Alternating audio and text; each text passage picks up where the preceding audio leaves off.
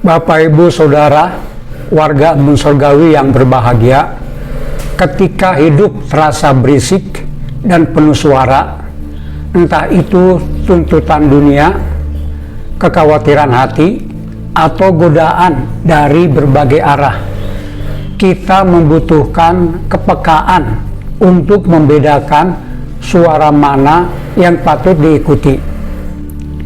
Berdasarkan hal tersebut, saya mengajak untuk merenungkan mengenal suara Sang Gembala Agung. Teksnya dari Yohanes 10, 14, dan 15. Akulah gembala yang baik, dan aku mengenal domba-dombaku, dan domba-dombaku mengenal aku, sama seperti Bapa mengenal aku, dan aku mengenal Bapa, dan aku memberikan nyawaku bagi domba-dombaku. Teks di atas memberi gambaran yang lembut dan dalam tentang relasi antara Yesus sebagai Gembala Agung dan kita sebagai domba-dombanya. Ketika Yesus mengajar tentang identitasnya sebagai gembala yang baik, berbeda dengan para imam yang hanya mencari keuntungan sendiri.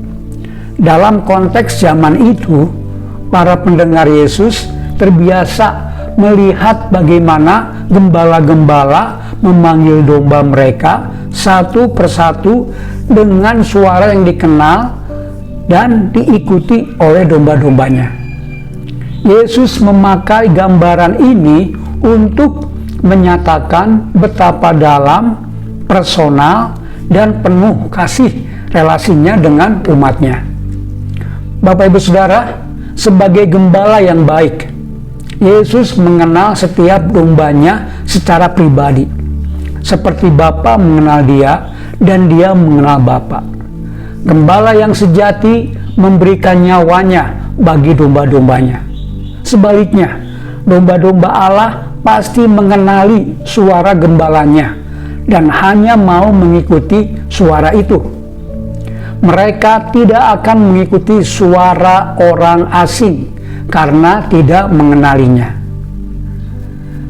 Sebagai umat percaya, kita tidak hanya mengetahui siapa Yesus, tetapi benar-benar mengalami Yesus dan memiliki hubungan pribadi dengannya, sehingga kita bisa membedakan suaranya dari suara-suara lain yang menyesatkan. Ya, kalau kita benar-benar mau mengikuti Yesus, kita harus mengenal suara guru dan gembala agung kita. Bapak, Ibu, Saudara, suara-suara apa saja yang akhir-akhir ini lebih sering kita dengar selain suara Yesus, Sang Gembala Agung? Apa langkah konkret yang bisa kita ambil untuk mendekat kepada Yesus agar lebih mengenal suaranya? Hari ini, mari mengarahkan telinga kepada Yesus, Gembala Agung. Kita mendengar firman-Nya dengan penuh perhatian dan taat pada arahannya, meskipun sederhana. Semakin sering kita mendengar suara gembala, semakin mudah kita mengenal dan mengikutinya.